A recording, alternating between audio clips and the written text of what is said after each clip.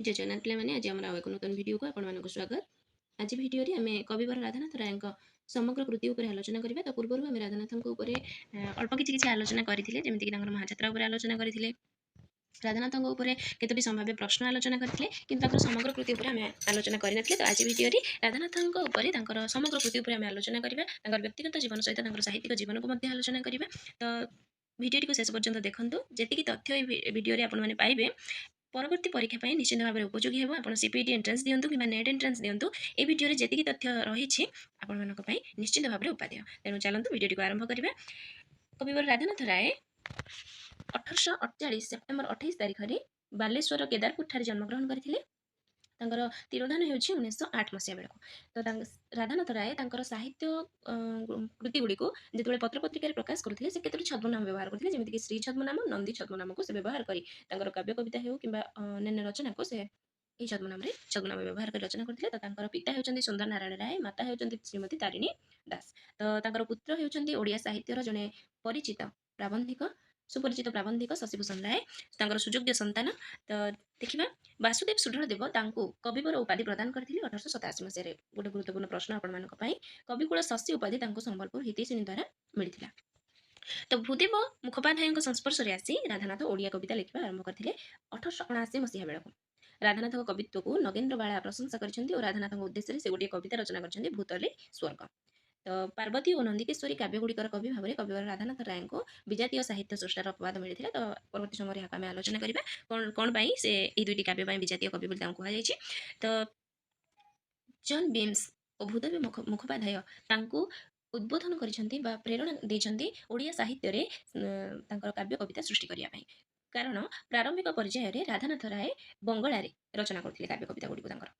ତ ଭୂଦେବ ମୁଖୋପାଧ୍ୟାୟ ଓ ଜନ୍ ବିମ୍ସ ତାଙ୍କୁ କହିଛନ୍ତି ଯେ ନିଜ ଭାଷାରେ, ତୁମ ଓଡ଼ିଆ ଭାଷାରେ କାହିଁକି କାବ୍ୟ କବିତା ରଚନା କରୁନା ବୋଲି ଏଭଳି ଭାବରେ ଯେତେବେଳେ ତାଙ୍କୁ କହିଛନ୍ତି, ତାଙ୍କୁ ପ୍ରେରଣା ଯୋଗାଇଛନ୍ତି, ଉତ୍ସାହିତ କରିଛନ୍ତି, ତାପରେ ସେ ଓଡ଼ିଆ ଭାଷାରେ ତାଙ୍କର କାବ୍ୟ କବିତା ରଚନା କରିଛନ୍ତି। ଓଡ଼ିଆ ସାହିତ୍ୟକୁ ତାଙ୍କ ରଚନା ମାଧ୍ୟମରେ ସେ ପରିପୁଷ୍ଟ କରିଛନ୍ତି। ତ ଦେଖିବା ତାଙ୍କର ରଚନାବଳୀ ମଧ୍ୟରେ କ'ଣ କ'ଣ ରହୁଛି। ପ୍ରଥମ ପର୍ଯ୍ୟାୟରେ ବା ପ୍ରାରମ୍ଭିକ ପର୍ଯ୍ୟାୟରେ ସେ ବଙ୍ଗଳା ଭାଷାରେ ରଚନା କରୁଥିଲେ, ଆମେ ଜାଣିଲେ ସେ କଥା।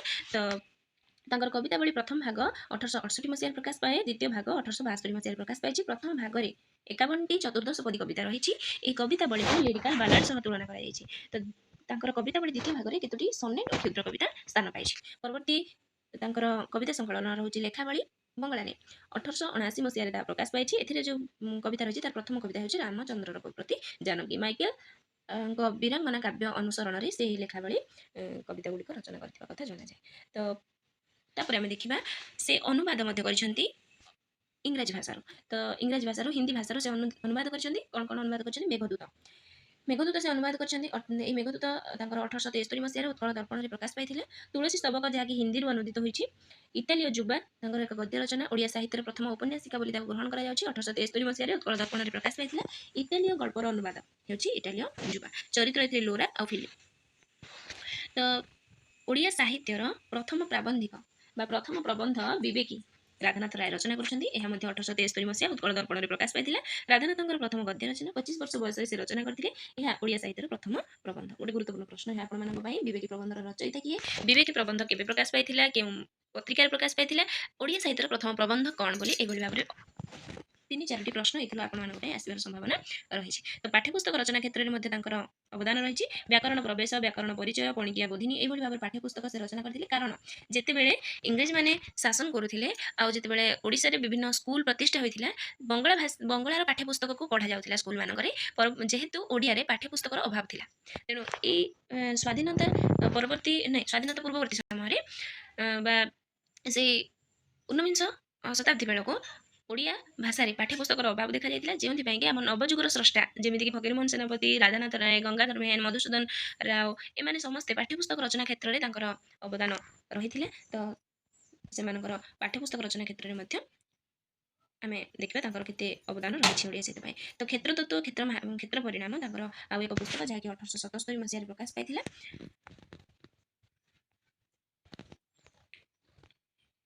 ତାପରେ ଆମେ ଦେଖିବା ତାଙ୍କର କାବ୍ୟ କବିତା ଓଡ଼ିଆରେ ଯାହା ରଚନା କରିଛନ୍ତି କ'ଣ ରହିଛି। ତ ଓଡ଼ିଆ କବିତାବଳୀ ତାଙ୍କର ପ୍ରଥମ ଭାଗ, ଦ୍ୱିତୀୟ ଭାଗ 1874 ମସିହାରେ ଗୋଟେ ପ୍ରକାଶ ପାଉଛି, ଦ୍ୱିତୀୟ 1885 ମସିହାରେ ଗୋଟେ ପ୍ରକାଶ ପାଉଛି। ଏହି ପ୍ରଥମ ଭାଗରେ ପବନ, ବେଣୀ ସଂହାର, ଶିବାଜୀଙ୍କ ଉତ୍ସାହ ବାଣୀ, ଏହି କବିତାବଳୀ ପ୍ରଥମ ଭାଗରେ ରହିଛି। ତ ରାଧାନାଥ ଓ ମଧୁସୂଦନଙ୍କ ମିଳିତ ଉଦ୍ୟମରେ ଓଡ଼ିଆ କବିତାବଳୀ କବିତା ସଂକଳନଟି ପ୍ରକାଶ ପାଇଥିଲା। ମନେ ରଖିଥାନ୍ତୁ, ଗୋଟେ ଗୁରୁତ୍ୱପୂର୍ଣ୍ଣ ପ୍ରଶ୍ନ। ତ ଭାରତେଶ୍ୱରୀ ଭିକ୍ଟୋରିଆ କବିତାଟି ତାଙ୍କର କବିତାବଳୀ ଦ୍ୱିତୀୟ ଭାଗରେ ରହିଛି। ଏ ତ ଥିଲା ତାଙ୍କର ଓଡ଼ିଆ ଭାଷାରେ ରଚନା କରିଥିବା ତାଙ୍କର ପ୍ରଥମ କବିତା ସଂକଳନ। ତ ଦେଖିବା ଆମେ ସେ 5ଟି ଗାଥା କବିତା ରଚନା କରୁଛନ୍ତି ପ୍ରାଚ୍ୟ ପାଶ୍ଚାତ୍ୟ ସାହିତ୍ୟକୁ ଅନୁକରଣ କରି। ପ୍ରାଚ୍ୟ ପାଶ୍ଚାତ୍ୟ ସାହିତ୍ୟର ସମନ୍ୱୟରେ ସେ 5ଟି ଗାଥା କବିତା ରଚନା କରିଛନ୍ତି। ପ୍ରଥମ ହେଉଛି କେଦାର ଗୌରୀ, ଯାହାକି 1886 ମସିହାରେ ଉତ୍କଳ ସାହିତ୍ୟ ପ୍ରେସରୁ ପ୍ରକାଶ ପାଇଥିଲା। ପିରାମିସ୍ ଓ ଥିସ୍ବେ କାହାଣୀ ଏଥିରେ ରହିଛି। କେଦାର ଓ ଗୌରୀଙ୍କ ପ୍ରଣୟ କଥା। ତ ପାଶ୍ଚାତ୍ୟର ପିରାମିସ୍ ଓ ଥିସ୍ବେ କାହାଣୀକୁ ଅବଲମ୍ବନ କରି ସେ ଏହି କାବ୍ୟଟିକୁ ରଚନା କରିଛନ୍ତି। କେଦାର ଓ ଗୌରୀଙ୍କ ପ୍ରଣୟ ଏଥିରେ ବର୍ଣ୍ଣିତ ହୋଇଛି। ବଙ୍ଗଳାଶ୍ରୀ ରାଗରେ ରଚିତ।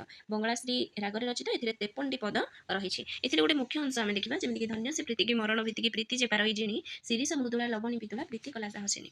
ତ ଏଗୁଡ଼ିକ ମଧ୍ୟ ପରୀକ୍ଷାରେ ଆସିଥାଏ, ଆପଣମାନେ ମନେ ରଖିବା ପାଇଁ ଚେଷ୍ଟା କରିବେ। ତାପରେ ଆମେ ଦେଖିବା ଚନ୍ଦ୍ରଭାଗା। ଚନ୍ଦ୍ରଭାଗା 1886 ମସିହାରେ ପ୍ରକାଶ ପାଇଥିଲା ଦେ ପ୍ରେସରୁ।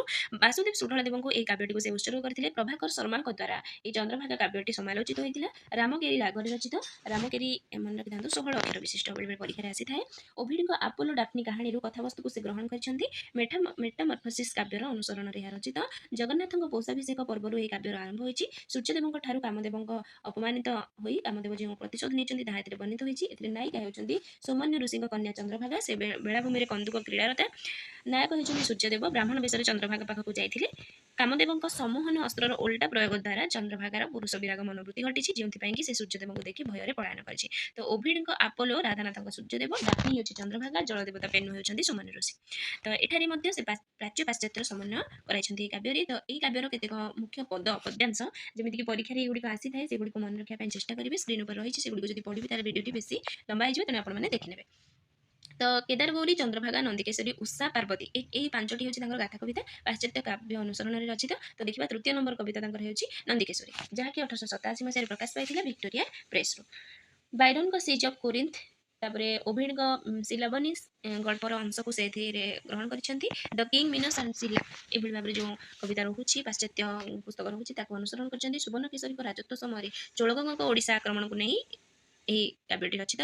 ନନ୍ଦିକା ଚୋଳଗଙ୍ଗକୁ ଜୈତ୍ରମଣି ଦେଇ ପ୍ରେମ ନିବେଦନ କରିଛି। ଚୋଳଗଙ୍ଗ ଗ୍ରହଣ ନ କରି ତାକୁ ଫେରାଇ ଦେଇଛନ୍ତି। ନନ୍ଦିକା ନିଜର ଭୁଲ ବୁଝିପାରି ସେ ଆତ୍ମହତ୍ୟା କରିଛି। ନଟବାଣୀ ରାଗରେ ଏହି ନନ୍ଦିକେଶ୍ୱରୀ କାବ୍ୟଟି ରଚିତ ହୋଇଛି। ନଟବାଣୀ ହେଉଛି 12 ଅକ୍ଷର ବିଶିଷ୍ଟ। 2ଟି ସର୍ଗ ଏଥିରେ ରହୁଛି। ବାସୁଦେବ ସୁଢଳ ଦେବଙ୍କୁ ଉତ୍ସର୍ଗ କରାଯାଇଛି। ସୁବର୍ଣ୍ଣକେଶରୀ ଗଡ଼ଚଣ୍ଡୀଙ୍କ ଠାରୁ ଜୈତ୍ରମଣି ପ୍ରାପ୍ତ ହୋଇଥିଲେ ସୁବର୍ଣ୍ଣକେଶରୀ।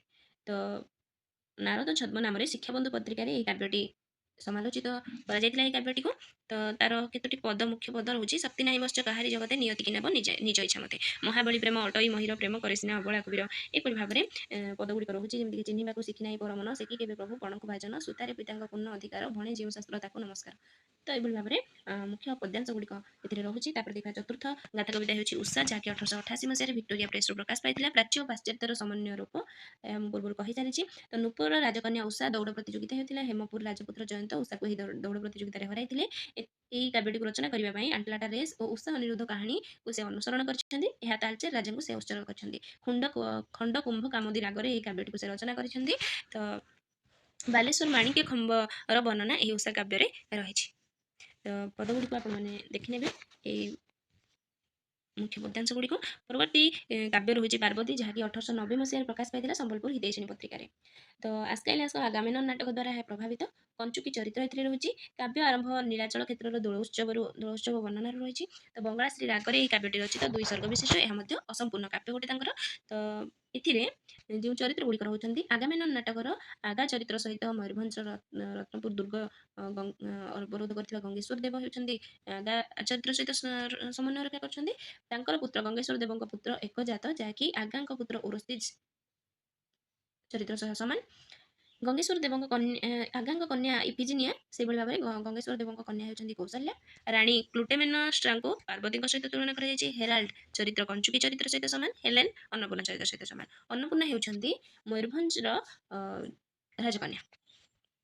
ତ ଏଇଥିରେ ମଧ୍ୟ ମୁଖ୍ୟ ମୁଖ୍ୟ ପଦ ଗୁଡ଼ିକ ରହୁଛି, ଯେମିତିକି ଗୋଟେ ମୁଖ୍ୟ ପଦ୍ୟାଂଶ ଯାହାକି ଲୋକମୁଖରେ ପ୍ରଚଳିତ, କେହି ନହିଁ ନାହିଁ ରହିବେ ନାହିଁଟି ଭବ ରଙ୍ଗଭୂମି ତଳେ ସର୍ବେ ନିଜ ନିଜ ଅଭିନୟ ସାରି ବାହୁଡ଼ି କାଳ ବଳେ। ସେଭଳି ଭାବରେ ଇଛନ୍ତି ଦାମ୍ବିକେ ହସ୍ତେ ରଖିବାକୁ ସମସ୍ତଙ୍କ ଭାଗ୍ୟ ଡୋରି, ନିଜ ଭାଗ୍ୟ ଡୋରି କାଳ ହସ୍ତେ ବନ୍ଧା ପକାନ୍ତି ହେଳେ ପାଶୋରି। ଏଭଳି ଭାବରେ ଏହି ପାର୍ବତୀ କାବ୍ୟର ବହୁତ ଗୁଡ଼ିଏ ମୁଖ୍ୟ ମୁଖ୍ୟ ଅଂଶ ରହିଛି, ଯାହାକି ଲୋକମୁଖରେ ପ୍ରଚଳିତ ହୋଇଥାଏ ବେଳେବେଳେ। ତ ନଗେନ୍ଦ୍ର ବାଳା ସରସ୍ୱତୀ ଚିଲିକା ଓ ମହାଯାତ୍ରା କାବ୍ୟର ବଙ୍ଗଳା ଅନୁବାଦ କରିଥିଲେ। ଏଇଟା ମଧ୍ୟ ଆପଣମାନଙ୍କ ପାଇଁ ଗୋଟେ ଗୁରୁତ୍ୱପୂର୍ଣ୍ଣ ପ୍ରଶ୍ନ। ତ ତାପରେ ଆମେ ଦେଖିବା ତାଙ୍କର ଚିଲିକା। ଚିଲିକା କାବ୍ୟ ରଚନା କରୁଛନ୍ତି ଖଣ୍ଡକାବ୍ୟ। ଚିଲିକା ଗୋଟିଏ ଖଣ୍ଡକାବ୍ୟ। ଏହା 1891 ମସିହାରେ ସେ ରଚନା କରିଛନ୍ତି। ଏହି କାବ୍ୟ ଖଣ୍ଡକାବ୍ୟଟି ଉତ୍କଳ ପ୍ରଭାବରେ ପ୍ରକାଶ ପାଉଥିଲା। ସ୍କଟଙ୍କ ଲେଡି ଅଫ୍ ଦ ଲେକ୍, ବାଇରନଙ୍କ ଚାଇଲ୍ଡ ହାରୋଲ୍ଡ, କାଳିଦାସଙ୍କ ମୃତ୍ୟୁ କାଳିଦାସଙ୍କ କାଳିଦାସଙ୍କ ଋତୁ ସଂହାରର ପ୍ରଭାବ ଏଥିରେ ଅନୁଭୂତ ହୁଏ। ତ ଆରମ୍ଭରେ ସେ ପ୍ରକୃତି ବର୍ଣ୍ଣନା କରିଛନ୍ତି। ଏହି କାବ୍ୟର ଆରମ୍ଭରେ ପ୍ରକୃତି ବର୍ଣ୍ଣନା ରହିଛି, ଶେଷରେ କବିଙ୍କ ଜୀବନ ଦର୍ଶନ ରହିଛି। ଏହା ନଟବାଣୀ ରାଗରେ ରଚିତ। ଏଥିରେ ବାମନ ତାକୁ ବୁଧହଂସ କେଳିସର ବୋଲି କୁହାଯାଇଛି। ତ ଏଥିରେ କେତେ ଗୁଡ଼ିଏ ମୁଖ୍ୟ ମୁଖ୍ୟ ପଦ୍ୟାଂଶ ରହୁଛି, ଯାହାକି ପରୀକ୍ଷାରେ ଆସିଥାଏ। ତାପରେ ଆମେ ଦେଖିବା ସୁନ୍ଦର ତୃପ୍ତିର ଅବସାଦ ନାହିଁ ଯେତେ ଦେଖୁଥିଲେ ନୂଆ ଦିଶୁଥାଇ। ଏହି ପଦଟି ୱାର୍ଡସୱାର୍ଥଙ୍କ ଇରାନୀ କବିତାର ମର୍ମାନୁବାଦ। ସେଭଳି ଭାବରେ ଏଇଗୁଡ଼ିକ ତାଙ୍କର ଜୀବନ ଦର୍ଶନ କଥା ରହିଛି। ଛାର ଭାଗ୍ୟ ମୋର ବିହିତ ବାସନେ ମୋ ଜୀବନ ଗଢ଼ା ଅନ୍ୟ ଉପାଦାନେ, ସୁଖ ବୋଲି ଯାକୁ ବୋଲଇ ସଂସାର କରୁଥାଇ ତାକୁ ଦୂରୁ ମୁଁ ଜୁହାର, ଦେବୀ ବୀଣା ପାଣି କେଉଁ ପାପ ଭଳି କରୁଣା ତୋହର ଉଣାଏ ଉତ୍କଳେ। ଏଭଳି ଭାବରେ ପଦଗୁଡ଼ିକ ରହୁଛି, ଯାହାକି ପରୀକ୍ଷାରେ ଆସିଥାଏ। ତାପରେ ଆମେ ଦେଖିବା ମହାଯାତ୍ରା। ମହାଯାତ୍ରା କାବ୍ୟଟି ତାଙ୍କର 1892 ମସିହାରେ ପ୍ରକାଶ ପାଇଥିଲା। ଆଧୁନିକ ଓଡ଼ିଆ ସାହିତ୍ୟର ଏହା ହେଉଛି ପ୍ରଥମ ମହାକାବ୍ୟ। ବ୍ରିଟିଶ ରାଜତ୍ୱ କାଳରେ ଏହାକୁ ନିଷିଦ୍ଧ କରାଯାଇଥିଲା। ଏଥିରେ 7 ସର୍ଗ ରହିଛି, କିନ୍ତୁ ପାଣ୍ଡୁଲିପି ରହିଥିଲା 13ଟି ସର୍ଗ। ଅଭିଯୋଗ ଆସିବାରୁ ସେ ତାକୁ ଅଗ୍ନି ସଂଯୋଗ କରିଦେଇଥିଲେ। 30 ସର୍ଗରେ ସମାପ୍ତି କରିବାର ପରିକଳ୍ପନା କରିଥିଲେ ମଧ୍ୟ ସେ 13ଟି ସର୍ଗ ରଚନା କରିଥିଲେ। ଏହି 13ଟି ସର୍ଗ ମଧ୍ୟରୁ 7ଟି ସର୍ଗ ପ୍ରକାଶ ପାଇଥିଲା, ଅନ୍ୟ ଗୁଡ଼ିକକୁ ସେ ଅଗ୍ନି ସଂଯୋଗ କରିଦେଇଥିଲେ। ତ ସପ୍ତମ ସର୍ଗରେ ରହିଛି ଅମର୍ଷିଙ୍କ ଉଦ୍ବୋଧନ ରହିଛି। ମିଲ୍ଟନଙ୍କ ପାରାଡାଇଜ୍ ଲଷ୍ଟ, ଟେନିସନଙ୍କ ପାସିଂ ଅଫ୍ ଅଥର କାବ୍ୟ ଦ୍ୱାରା ମଧ୍ୟ ପ୍ରଭାବିତ ହୋଇଛି। ତା ସହିତ ମହାଭାରତ, ପ୍ରାଚ୍ୟ ମହାଭାରତ ଦ୍ୱାରା ଏହା ପ୍ରଭାବିତ ହୋଇଛି। ଉତ୍କଳ ପ୍ରଭାବରେ ଏହା ପ୍ରକାଶ ପାଇଥିଲା। 1896ରେ ପୁସ୍ତକ ଆକାରରେ ପ୍ରକାଶ ପାଇଛି। ଅମିତ୍ରାକ୍ଷର ଛନ୍ଦରେ ଏହି କାବ୍ୟଟି ରଚିତ। ତ ଅମିତ୍ରାକ୍ଷର ଛନ୍ଦ ବ୍ୟବହାର କରିବା ପାଇଁ ସେ ମାଇକେଲ ମଧୁସୂଦନଙ୍କ ଠାରେ ଋଣୀ। ମିଲ୍ଟନ ଓ ମାଇକେଲ ମଧୁସୂଦନଙ୍କ ଠାରେ ଋଣୀ। ତ ମହାଯାତ୍ରା କାବ୍ୟରେ ଅମର୍ଷି ହେଉଛନ୍ତି ପୃଥ୍ୱୀରାଜଙ୍କ ସେନାପତି। ତ ଏହି ମହାଯାତ୍ରା କାବ୍ୟର କେତେ ଅଂଶ ଦେଖିବା। କେତୋଟି ଏହି କିଛି ଆର୍ଯ୍ୟଭୂମି ଏ ଭୂମିର ସୁତ ତୁମ୍ଭେ ଟିକେ ଆର୍ଯ୍ୟ ନାମ ଦାୟଦ ଜଗତେ ବିନା ଯୁଧେ ନ ଦେବାକୁ ସୂଚ୍ୟଗ୍ରମେ ଦିନି ପଣ ଯେଉଁ ଆର୍ଯ୍ୟଙ୍କର ତାଙ୍କରି ଶୁଣିତ ବହେ ଟିକେ ଆହେ ଯୁଦ୍ଧେ ତୁମ ଧମନୀରେ। ଏଭଳି ଭାବରେ ଅମର୍ଷି ଉଦ୍ବୋଧନ ଦେଉଛନ୍ତି ଏହି କାବ୍ୟରେ। ତ ଯେତେବେଳେ ଆମର ଆର୍ଯ୍ୟମାନେ ପଛଘୁଞ୍ଚା ଦେଉଛନ୍ତି ଯୁଦ୍ଧ କରିବା ପାଇଁ, ସେତେବେଳେ ଅମର୍ଷି ପୃଥ୍ୱୀରାଜଙ୍କ ସେନାପତି ଉଦ୍ବୋଧନ ଦେଉଛନ୍ତି ସେମାନଙ୍କୁ ଯେ ଏଇ ଆର୍ଯ୍ୟଭୂମିର ସୁତ ତୁମେମାନେ। ପୂର୍ବରୁ ଏହି ଆର୍ଯ୍ୟଭୂମିର ଯେଉଁ ଦାୟଦ, ଯିଏକି ବିନା ଯୁଦ୍ଧରେ ଛୁଞ୍ଚି ଅଗ୍ରରେ ଅଗେ ମାଟି ଦେବା ପାଇଁ ଯିଏ ରାଜି ହୋଇନଥିଲା, ସେଇ ଆର୍ଯ୍ୟର ଶୋଣିତ ତୁମ ଦେହରେ ବହୁଛି, ତୁମେ ଆଜି କେଉଁଭଳି ଭାବରେ ପଛଘୁଞ୍ଚା ଦେଉଛ, ଏଭଳି ଭାବରେ ଉଦ୍ବୋଧନ ସେ ଦେଇଛନ୍ତି। ତାପରେ ଆମେ ଦେଖିବା ପୌରାଣିକ ଭାରତବର୍ଷରେ ଯେଭଳି ଭାବରେ କୌରବ ଓ ପାଣ୍ଡବମାନଙ୍କ ମଧ୍ୟରେ ସଂଘର୍ଷ ହୋଇଥିଲା ହସ୍ତିନା ସିଂହାସନକୁ ନେଇ। ଇତିହାସର ପୃଥ୍ୱୀରାଜ ଓ ଜୟଚନ୍ଦ୍ରଙ୍କ ମଧ୍ୟରେ ସେଭଳି ଭାବରେ ଦିଲ୍ଲୀ ସିଂହାସନ ପାଇଁ ସଂଘର୍ଷ ହୋଇଥିଲା, ସେଇ କଥା ସେ ଏଥିରେ ବର୍ଣ୍ଣନା କରିଛନ୍ତି। ତ ମହାଯାତ୍ରା ଓ ଶିବାଜୀଙ୍କ ଉତ୍ସାହବାଣୀ ପାଇଁ କବିଙ୍କ ବିପକ୍ଷରେ ସରକାରଙ୍କ ନିକଟରେ କୁହାଯାଇଥିଲା। ଏଥିରେ ସରକାର ବିରୋଧୀ କଥା ରହିଛି ବୋଲି ସମସ୍ତେ ସରକାରଙ୍କ ନିକଟରେ ଯାଇ ଅଭିଯୋଗ କରିଥିଲେ, ଯେଉଁଥିପାଇଁ କି ସେ ମହାଯାତ୍ରା କାବ୍ୟକୁ ଅସମ୍ପୂର୍ଣ୍ଣ ରଖିଥିଲେ। ତା ପରବର୍ତ୍ତୀ ଦେଖିବା, ପରବର୍ତ୍ତୀ କାବ୍ୟ ହେଉଛି ଦରବାର, ଯାହାକି 1897 ମସିହାରେ ଉତ୍କଳ ସାହିତ୍ୟ ପତ୍ରିକାରେ ପ୍ରକାଶ ପାଇଥିଲା। ଏହା ଏକ ବ୍ୟଙ୍ଗାତ୍ମକ ଖଣ୍ଡକାବ୍ୟ, ଯାହାକି 82 ବାଣୀ ନାମରେ ପ୍ରକାଶ ପାଇଥିଲା। 1894 ବାରବାଟୀ ଦୁର୍ଗ ମଧ୍ୟରେ ଏକ ଦରବାର ଅନୁଷ୍ଠିତ ହୋଇଥିଲା।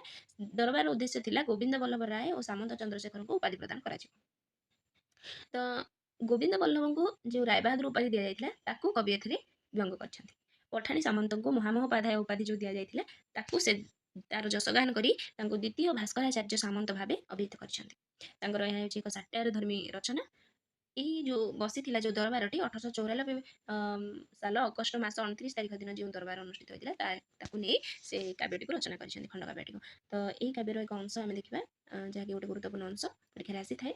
ଧର୍ମ ଏକ ପୁତ ଗଢ଼ିଛନ୍ତି ବିଧି ଧରିବାକୁ ଏହି ସଂସାର ବାରିଧି, ଧର୍ମ ଏକା ସିନା ମହତ ବଣିଆ ଆଉ ବଡ଼ କଣ ସବୁ ଅଢ଼େଇ ଦିନିଆ। ତ ତାଙ୍କର ଆଉ ଏକ କାବ୍ୟ ଆମେ ଦେଖିବା, ଯଜାତି କେଶରୀ, ଯାହା 1894 ମସିହାରେ ଉତ୍କଳ ପ୍ରଭାବରେ ପ୍ରକାଶ ପାଇଥିଲା। ତୁଳସୀ ସ୍ତବକ 1894 ମସିହାରେ ପ୍ରକାଶ ପାଇଥିଲା। ଏହା ଆଠମଲ୍ଲିକ ରାଜାକୁ ସେ ଉତ୍ସର୍ଗ କରିଛନ୍ତି। ବର୍ଷା ଓ ଶରତ ଋତୁର ବର୍ଣ୍ଣନା ଏଥିରେ ରହିଛି। ତାପରେ ଦେଖିବା ଉର୍ବଶୀ କାବ୍ୟ, 1895 ମସିହାରେ ପ୍ରକାଶ ପାଇଥିଲା। 3ଟି ସର୍ଗ ପଦ୍ୟ ଆକାରରେ ଏଥିରେ ଉର୍ବଶୀ କାବ୍ୟର ଗୋଟିଏ ସର୍ଗ ବୋଲି ମାନେ ଭୁଲ ଲେଖି ଦିଆଯାଇଛି, ଗୋଟିଏ ସର୍ଗ ପଦ୍ୟ ଆକାର ରଚିତ, ଆଉ ସବୁ ଗୁଡ଼ିକ ଏଥିରେ ଗଦ୍ୟ ଆକାରରେ ରହିଛି। ଦଶରଥ ବିୟୋଗ ତାଙ୍କର ଆଉ ଏକ କବିତା, ଦୁର୍ଯ୍ୟୋଧନର ରକ୍ତନଦୀ ସନ୍ତରଣ, ଏଭଳି ଭାବରେ ତାଙ୍କର ରହିଛି ପଦ ଗୁଡ଼ାକ।